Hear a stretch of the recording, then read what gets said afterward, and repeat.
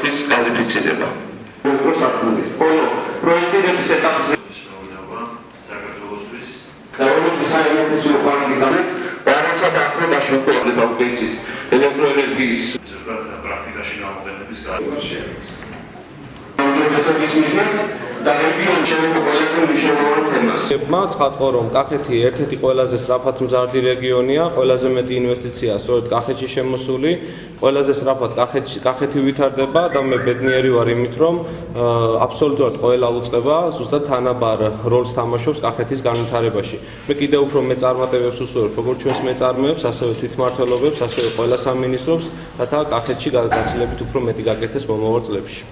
კახეთი ერთ-ერთი ყველაზე წარმატებული რეგიონია მდინარე ძელს, ალბათ ხაზი უნდა გაუსვათ ატმის დაბინავების პროცესს, ხაზი უნდა გაუსვათ რთველს, რომელიც უპრეცედენტო, ყველაზე დიდი შემოსავლიანი რთველი, რაც ამ რეგიონს ახსოვს.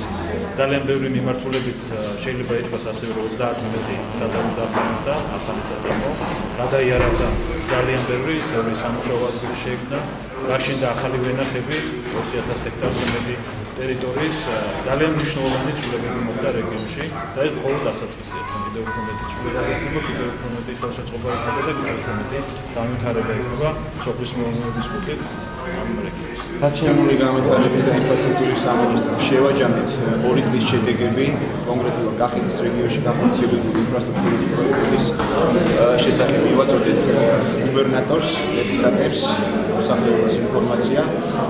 დღეის მდგომარეობით კონკრეტულად კახეთის რეგიონში რეგიონული განვითარების და ინფრასტრუქტურის სამინისტრო 60 მილიონი ლარის მოცულობის ინფრასტრუქტურულ პროექტებს ახორციელებს სხვადასხვა მიმართულებით. ასევე დაგეგმილი არის და პარალელურ რეჟიმში დაიწყება 101 მილიონი ლარის მოცულობის სხვადასხვა ინფრასტრუქტურული პროექტების სამშენებლო სამუშაოები.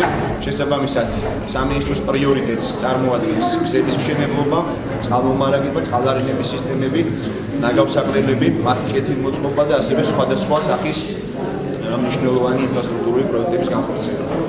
ძალიან ბევრჯერ გვაქვს ნანახი წინა ხელისუფლების პირობებში უგულისხმობენ ბანერებზე გახსნილ ქარხნებს. დღეს აქაც ითქვა რომ გაიხსნა 99 საწარმო და თუ ასეთი წინსვლა ქვეყანაში, რატომ არა ისახება ეს უმუშევართა სტატისტიკაზე? ეს არის ძალიან მარტივი.